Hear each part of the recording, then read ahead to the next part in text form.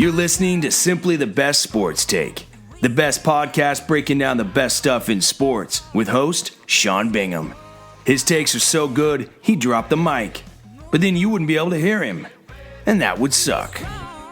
Welcome into STB Sports Take, Simply the Best Sports Podcast. I am your host, Sean Bingham. Thank you for being here. Hope you had a fantastic weekend. It was very eventful in the sports world. Tons to talk about today. We are on YouTube, Spotify, Apple Podcasts, Google Podcasts, Anchor Podcasts. Everywhere you get your podcasts, we are there. Thank you for joining us. Please hit that subscribe button. And today we've got some good stuff. We obviously are going to talk about the NBA playoffs. Utah Jazz, we know they're facing the Clippers. Going to get into all of that.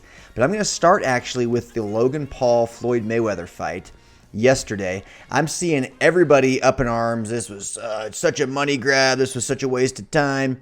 What? This was incredible. It was so entertaining. I loved every second of it. It was amazing. Like, it was well worth the $50 that I split with like a bunch of other people. You know, like it was. We knew it was a money grab. Why would you say it's a money grab now? Like, duh. Of course it was a money grab. So is making a movie.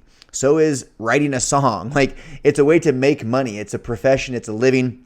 These guys are entertainers. Logan Paul is a YouTuber. That's what he does. He entertains. Floyd Mayweather is 44. He's known for just doing the money grab type fights. This was entertainment. We were entertained. I was entertained for over an hour. It was amazing. I had like 55, 60 people over to my house. We barbecued. We kind of watched some of the preliminary fights. And we absolutely were like honed in, zeroed in, laser focused on the Floyd Mayweather Logan Paul fight when it came on. And it was awesome. It was totally awesome. It was super entertaining. I loved it. So I'm actually very confused why everybody is, I'm seeing literally like all over Twitter and on sports talk, radio and news this morning. So boring, so disappointed. What fight were they watching? This was more exciting than the Mayweather-Pacquiao fight. Like, this was so entertaining. It literally looked like Rocky IV. It was like Ivan Drago versus little Sylvester Stallone. It was David versus Goliath. It was amazing. I loved it. So I thought the fight was incredible. The size difference was almost laughable. I mean, Logan Paul literally looked like a giant out there compared to Floyd Mayweather. It kind of put into perspective just how small Floyd is. But he's given up like almost 6 inches in height, probably 50 pounds or so, in weight. And that's at weigh-ins. I mean, it's probably even more drastic when they're actually fighting.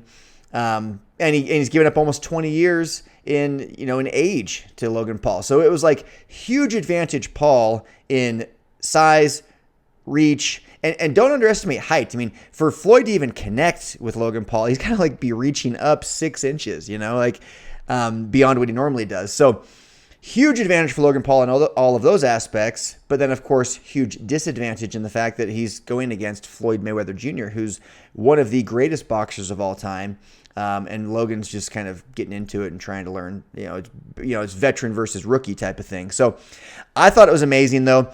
I was curious if we were going to see, both these guys are so worried about their image. I kind of wondered if you'd see a knockout that looked staged, somewhere around the 4th round or something like that, where it's like, hey, let's like give him a show for a few rounds, then I'll give you an extra $5 million if you let me knock you out, And I felt like that would be Floyd Mayweather knocking Logan Paul out, because Logan Paul had nothing to lose by getting knocked out by Floyd Mayweather Jr. Floyd had a lot to lose by getting knocked out by Logan Paul, though. Even though he's significantly smaller than Logan Paul, he's the experienced 50-0 fighter, like the actual career professional boxer. So he had way more to lose. But it wouldn't have surprised me if that had happened, and I was very glad it didn't. I knew nobody was going to get knocked out unless it was staged, because Logan Paul is just not skilled enough compared to this, or maybe I should actually say Floyd Mayweather is too skilled defensively to let a novice knock him out. So I knew that wasn't going to happen unless it was staged. I also didn't think that Floyd would ever allow for that, because he has plenty of money and his reputation's on the line. So I kind of didn't feel like a Logan Paul knockout was likely at all. But I thought maybe you'd see, it go Floyd's way if he caught him off guard just with his skills or wore him down, or if it was staged. But you kind of knew that it likely wasn't going to happen if it wasn't staged, and it didn't. And it was very entertaining. Logan Paul it's funny, he's 18 years younger, and he was the one that was clearly gassed. He was throwing a lot more punches. But so the stats ended up, Mayweather landed 40% of his punches, 43 out of 107 punches were landed, and Logan Paul landed just 13% of his, 28 of 217. And he even said in the post-fight, interview, he's tough to hit. And that's what Floyd does. That's what Floyd does. He is very tough to hit. The first 2 rounds you saw you saw Logan Paul going at Floyd. And then, I think Mayweather does that. He kind of picks his spots. He lets you wear yourself down. He also kind of reads what you're about, your technique. They've never fought. He has no tape to go off of, with this guy. And so he's kind of reading how Logan's going to fight. And then there was 8 rounds. So for the next 6 rounds, it was Floyd on the attack at Logan. And he clearly won the fight. I mean, anyone that's saying that Logan Paul won the fight doesn't understand boxing. Logan Paul landed literally 0 significant shots. There was 1 or 2, he landed 13% of his punches. 13%. Of the power punches, he landed 21 of 144, which was 15%. Mayweather landed 7 of 14 jabs and 36 of 93 power punches, which was 39%. So almost triple the percentage of punches landed that were thrown, and more than double the total, or almost double rather, total punches landed. And his were just more significant. So if there was a scorecard, I can promise you Floyd Mayweather would have won that fight. He was on the attack for 6 of the 8 rounds. Logan Paul was the one backing up. Then you look at the size difference. Anyway, if there was a scorecard, I promise you Floyd Mayweather would have won. But there was not a scorecard. There was no winner announced. And honestly, that felt super lame to me going into it. But I actually loved it. Like, I really did. I loved it. I thought it was so entertaining. I want to see more of it. To me, this opened the door for this exhibition celebrity boxing. It was really, really fun, really entertaining. I'm sure they made gobs and gobs of money, and I'm sure if they did it again, everybody that's out there saying it was boring and awful would just buy the pay-per-view one more time and do it again. I know they would. I know I would. But yeah, their post-fight interviews were very humble, very honest and raw and cool. And I thought it was great. Floyd saying he was better than I thought he was, and it was fun. And Floyd said all the right things. Logan said all the right things. They fought hard. It felt like to me, they got into some, kind of getting tangled up and hugging at times. I think a lot of that was maybe Floyd protecting himself against a guy that doesn't know what he's doing. Because there was a couple of shots that Logan threw at him that just turned into like the haymakers you'd see you and your buddies throwing at each other. I did this in high school. We'd put boxing gloves on and go at it for 2 minutes, and you just get exhausted and you're just like, throwing haymakers. It kind of turned to that where it looked like he was hitting me even in the back of the head, which is illegal. So I think some of it was just Floyd maybe protecting himself from an illegal type shot, or a lot of it then turned into Logan resting on Floyd as he was getting tired. But to me, that didn't bother me. You see that all the time. MMA, you see guys all the time just like go to the ground wrestling and just hang out for a couple minutes. They're beat. So that didn't bother me. I thought it was entertaining. I thought it was awesome. I hope we see more of it. I'm sure that we will. The Paul brothers are crushing life right now. They really are. They can be pretty douchey and annoying, but they are absolutely dominating life. I mean, they have got the whole world's attention. They're making tons and tons of money. They're building their empire. I'm proud of them. I thought it was cool. I was a fan of it. I hope we see it again. Okay, now to the NBA. Clippers beat the Mavericks, and that was so this is the series that I just go and flip-flop, flippity-flop, back and forth on. I originally said Clippers in 5. I felt like the Clippers were the better team the entire series, including yesterday. I did think the Clippers would win Game 7, even though the home team had lost all 6 games going into Game 7. It just felt like they're clearly the better team. At some point, this has to show itself. The results have to equal reality, which is Clippers are better. So I was just waiting for that to happen. It finally did happen in Game 7. Clippers move on. We're going to get into that game and all of that. But with that, we're going to have a new champion in the NBA. We're going to have somebody win a title who hasn't won it in like almost 40 years or more. So of the remaining teams, the most recent title was from the 76ers in 1983. Second most recent was from the Bucks in 1971, which would have been, with Kareem or something? The 76ers in 83 would have been with Dr. J. And then the Hawks apparently won a title in 1958. Couldn't tell you anything about that title or if they were even in Atlanta at the time. The Clippers, Nets, Jazz, Suns, and Nuggets have never won a championship. Never. There are 5 of the 8 teams remaining that have never won a title. 5. The other 3, Sixers, Bucks, Hawks. Most recent was, 38 years ago, 1983. So we are going to have a new champion. We're going to have a new champion in the NBA, something different. No Lakers, no Celtics, no Bulls, no Heat, no Mavericks, no Warriors, no Cavs, no Spurs. Something new, something totally new. This is exciting. This is cool. I'm pretty pumped about this. And parody is good. Last year, the NFL thrives off of parody. The NBA struggles with it. It's usually very predictable, and I love that we've seen the Lakers go out. Obviously, right now, we feel like the Nets are the heavy favorites. We'll get into that. But parity is good. Last year, the NFL, they had in the Final Four, if you will, the NFC and AFC championship games. The NFC championship game was Tampa Bay versus Green Bay. Okay, not exactly big hot markets that everybody's clamoring to get to. Okay, Tampa Bay and Green Bay. Then in the AFC, you had Kansas City versus Buffalo. Again, not exactly the big hot markets all the players are dying to go to. And I'm not hearing many free agents say, I really want to get to Buffalo, New York. And the ratings were through the roof. The NFL thrives off of parity. NBA, not as much. I don't know why. Hopefully this remaining, playoff run for these teams can shift the focus back to basketball and less on big cities and stars and things like that. But to me, I think it's incredible. I'm excited to see how this plays out. The Vegas odds are out. I checked those and I wrote them down somewhere, just not somewhere I can see right now. But I know it was, I found them here. The Nets were number 1, Jazz 2, Clippers 3, Bucks 4, Suns 5. So of the top 5, 3 are in the Western Conference, the Jazz being the top one in the West, just right behind the Nets for overall favorites. Pretty cool. Pretty cool. It also tells you Jazz, then Clippers. That also tells you Vegas is saying, look, this series is big. Whoever wins this series is going to the finals, according to Vegas. They think that the Clippers and the Jazz are right there. They're giving the Jazz a slight edge over the Clippers and then the edge over either the Nuggets or the Suns, which they think it'll be the Suns, as do I. Going to get into that. But want to get into the Clippers and the Mavericks Game 7. Porzingis has been getting hugely attacked as, the new pandemic P instead of Paul George. I was one of those saying, what's he doing? He's pulled a Houdini or a David Copperfield or whatever magician disappears. He's disappeared on us. Where is he? And there is some truth to that. The dude was a non-factor for most of that series. He did have a better game, last night or yesterday afternoon. But it wasn't anything special. But as I watched that game, which I watched the entire thing, he literally stands on the 3-point line and just watches Luka dribble around. And it's not his fault. The whole team's doing it. That's the offense. The Mavericks offense is give the ball to Luka and let him figure it out.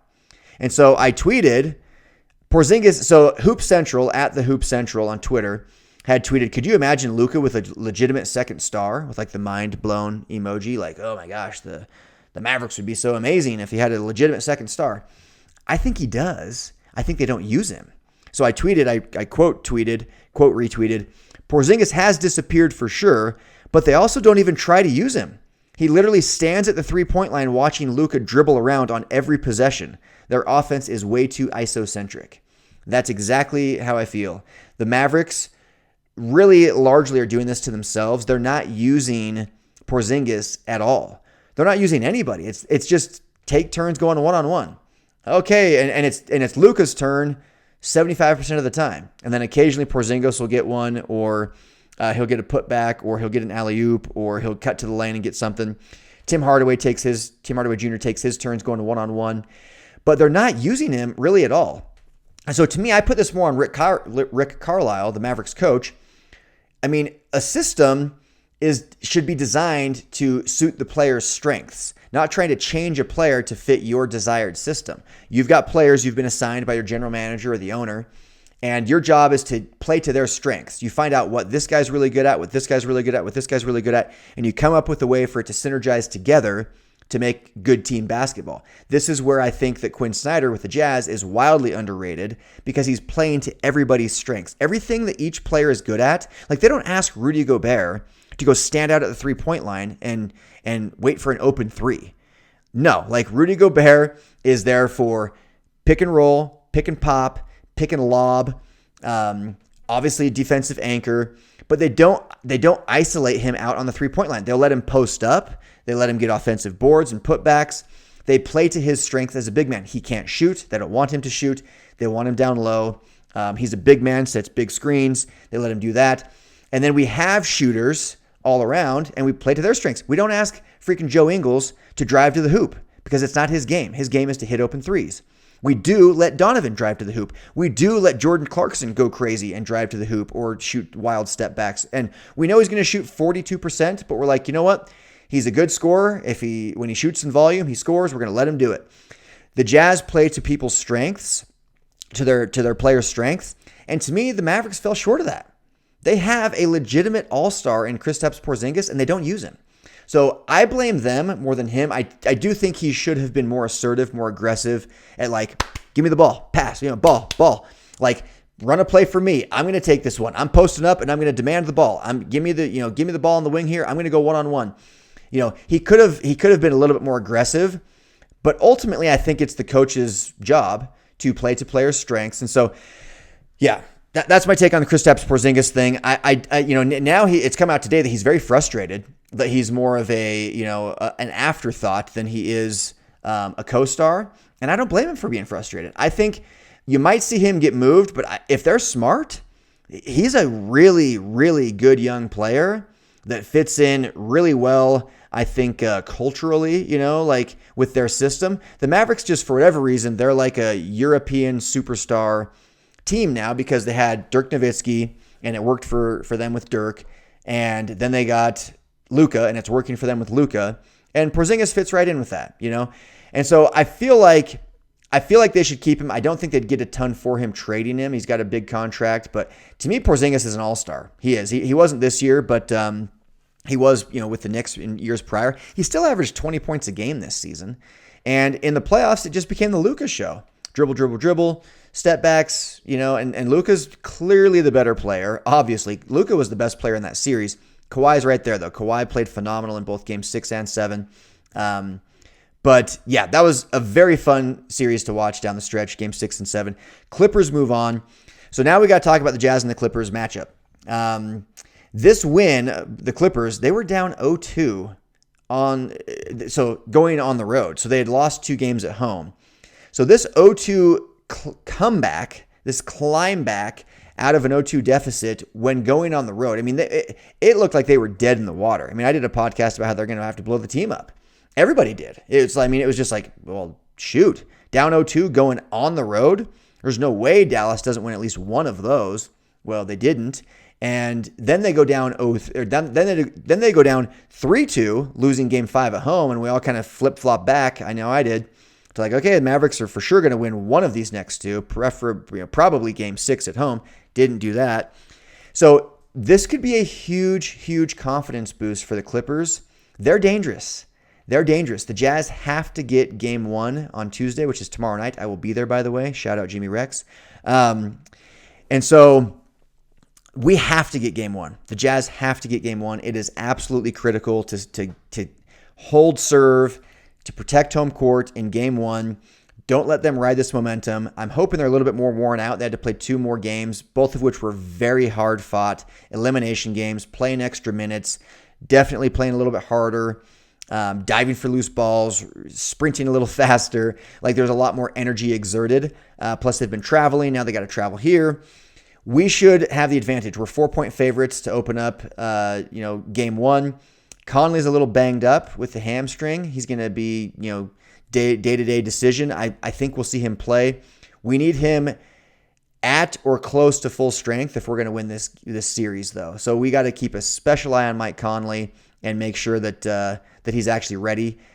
And that it's such a dangerous move to not play him in game 1, though, because we got to get this game 1. Because winning that 7-game series, a game 7, like that's experience that you just can't fake, That's one thing I'm always big on is you can't fake life experience. Doesn't matter how much you practice something or how mature you might be, or how smart you might be. Like just thinking of business settings where somebody's so smart, it's like, well, he can't fake life experience. And so if he doesn't have that, he can be really intelligent and bright for his age. But that doesn't mean that he has been here, done this, and knows what to do. I liken that in dating as well.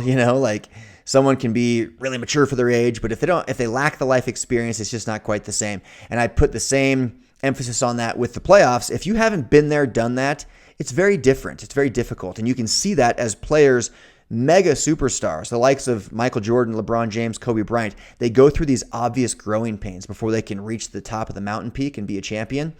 And the Clippers just went through something that is really going to help them. And they've got Kawhi Leonard, who's a two-time champion, two-time finals MVP, leading the charge.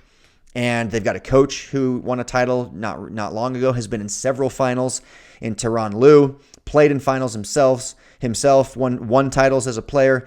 We don't have any of that on the Jazz. We have Dwayne Wade as part owner, and I hope that does make a difference.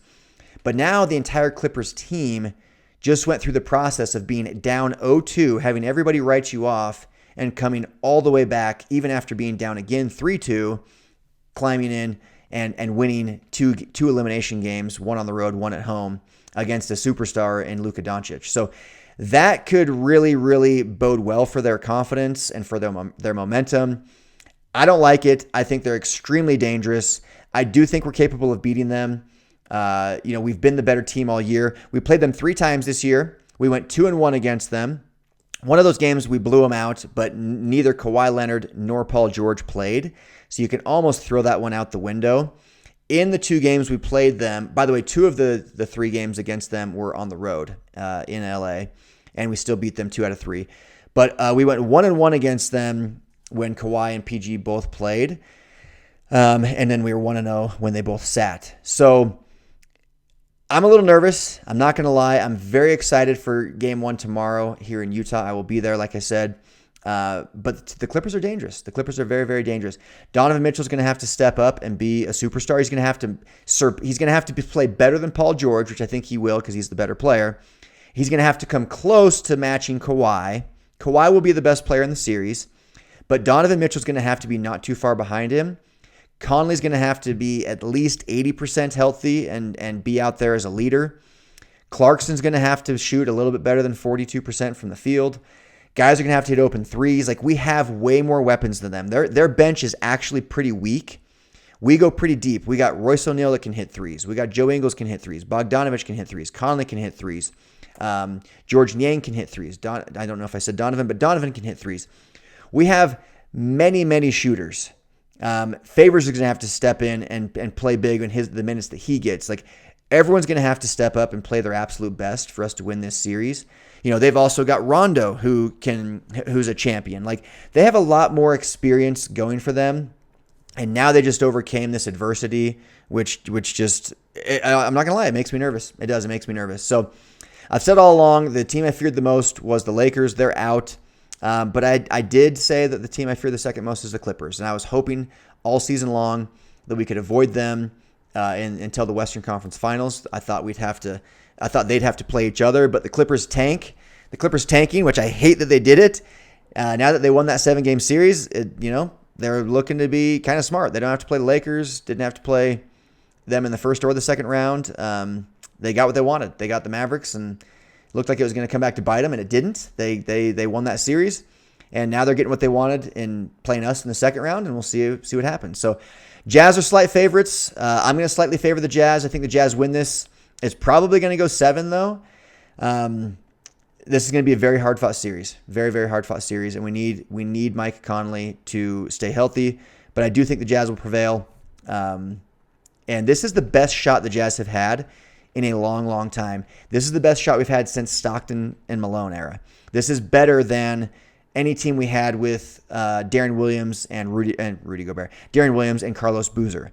We went to a Western Conference Finals with those guys, but as you remember, the Mavericks were the 1 seed, and they got upset by the Warriors with Baron Davis. I remember I even showed a clip of me and Jimmy Rex at a Clippers-Jazz playoff series a couple years ago, and we met Baron Davis sitting in front of us. And I was like, there's Baron Davis taking videos of us. Anyway, he put us on his Instagram story, kind of funny. But we got to the Western Conference Finals because we played the 8 seed in the second round. Just being real. This is the best team the Jazz have had since Stockton Malone, and this is the most wide open the title has been in a long, long time. Even though the Nets are heavy favorites, they've got to go through the Bucks and then probably the Sixers, which I think they'll do pretty handily. But James Harden got hurt in like the first minute of that game, game 1 against the Bucks. They still blew him out. But James Harden got hurt, and he hurt his hamstring, the same hamstring that caused him to miss 27 games this season. That is no small thing. There is a very, very good chance that James Harden will not be a factor for the remainder of the playoffs. I'm sure you'll see him come back and try to play if they need him. But hamstrings are no joke. Those can last forever. Those can ruin careers. Again, me and Trace, who's a friend of mine, loyal listener, we're joking about this. I never wish injury on anybody. But Ken Griffey Jr., I remember him, baseball guy. His hamstring got messed up at one point in his career, and he was never the same. He was never the same. So I'm hoping that that is not the case with Harden, of course. But if we're being honest, if we're facing the Nets in the finals, I wouldn't hate it if he was, not quite at his full strength, So this is wide open. There's KD's injury prone. Kyrie is kind of injury prone. Harden's clearly banged up. There's a very good chance that the Nets will not be at full strength come NBA Finals time. And if they're not at full strength at NBA Finals time, we'd be favored. We just have to get through the Clippers and then probably the Suns. And we can do that. It's not going to be easy. Both those teams are extremely talented and going to be very, very worthy opponents, but we will have home court.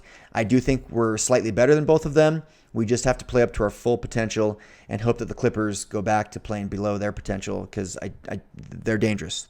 So, and getting through a Clippers team is much more impressive and pat yourself on the back, feel good, way more meaningful than going through the Mavericks would have been. So Jazz need to take this and just take it head on. And I'm excited. I'm excited to be here in Utah as this goes down. It's going to be really, really good. So, by the way, I wanted to thank everybody that listens. I had a long conversation with a bunch of guys. My buddy Jake Wagstaff, shout out to him, says he listens every day. Thank you.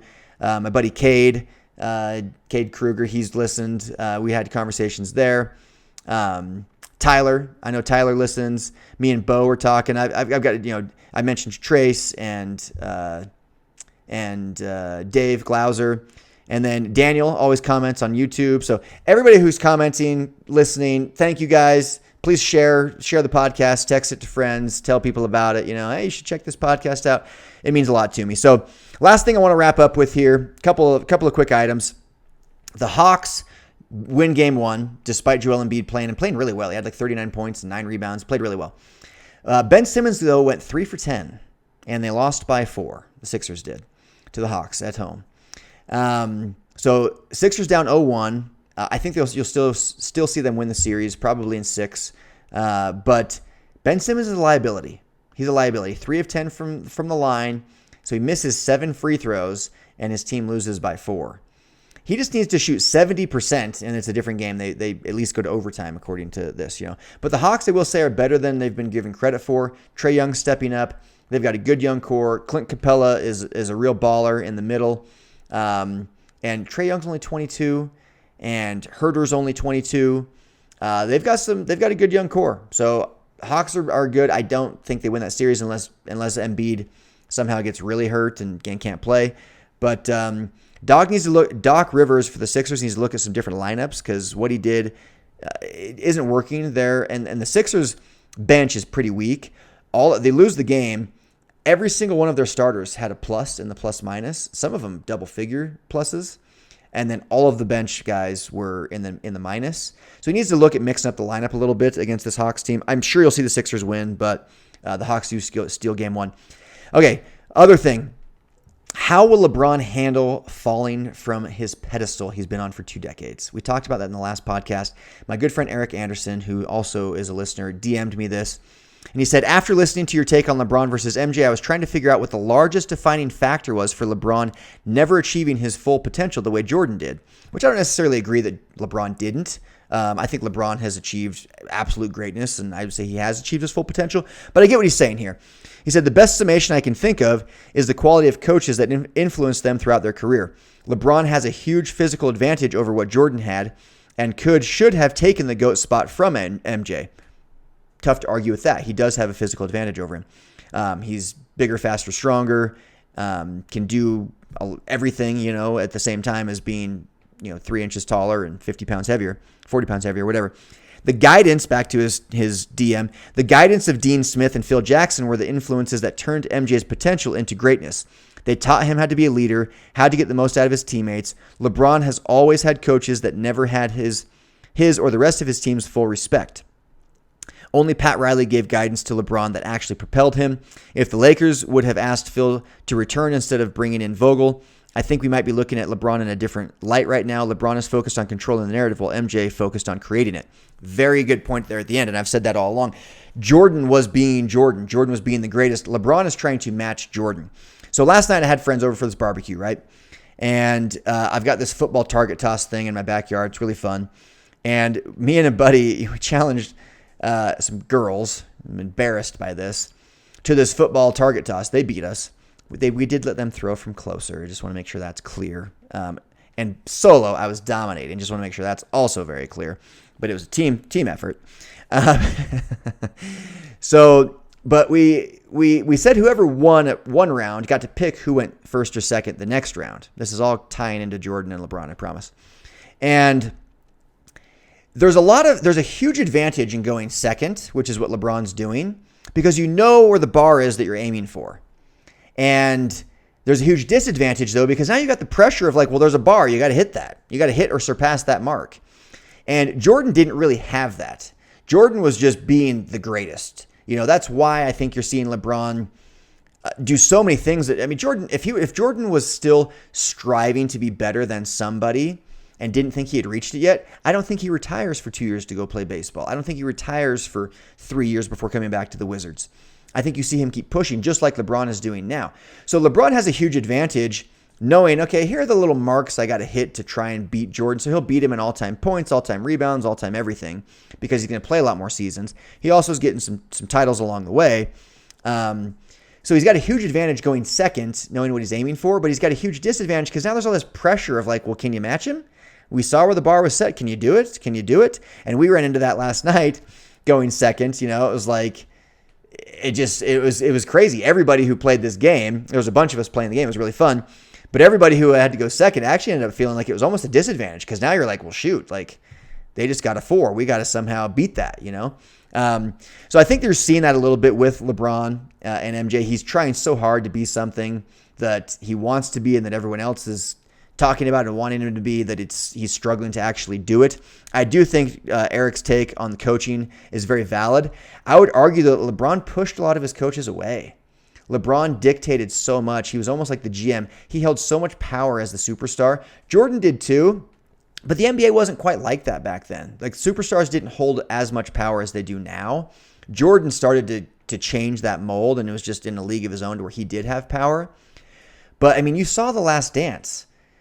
They fired Phil Jackson. They tore the team apart after having back-to-back three-peats when Jordan wasn't playing baseball. They won 3 straight. He played baseball. He comes back. They win 3 straight again. And Jerry Krause is I don't care. This is it. We're done. So that's the power that was being wielded back then. Nowadays, LeBron says something. LeBron says jump, and GMs say how high. And he doesn't like a coach. That coach is out. I think LeBron has pushed a lot of coaches out. I think LeBron has brought it on himself, if I'm being completely honest. I really, truly do. I think Jordan was more coachable. I think Jordan was naturally more driven, more passionate, more just killer instinct confident. And I think LeBron has cared too much about narrative, and I think he's pushed a lot of coaches out. So anyway, last thing, I keep saying that, but Coach K retired. I have to mention that. College basketball is clearly on the decline. The fact that this is dead last on my podcast is laughable, but Coach K retired from Duke. The guy's an absolute legend. I would say the greatest college basketball coach of all time, even ahead of John Wooden, just because the game got so much more competitive, so much more parody existed. There was just a lot more competitive, just, in two senses. One, in the sense that like competition got stiffer, there was higher quality of talent, but secondly, there was a lot more of it. There was a lot more teams vying for these titles. And so to me, Coach K is the all-time greatest basketball coach there ever has been. Retired, and shout out to him. And I had one more thing on here, but I'm just going to save it for next time. But you guys are awesome. Please subscribe, share the podcast. I will see you next time. I am out. Peace. Thanks for hanging with Simply the Best Sports Take. Don't forget to subscribe to this podcast and check out stbsportstake.com. Simply the best in sports. 'Cause we are warriors.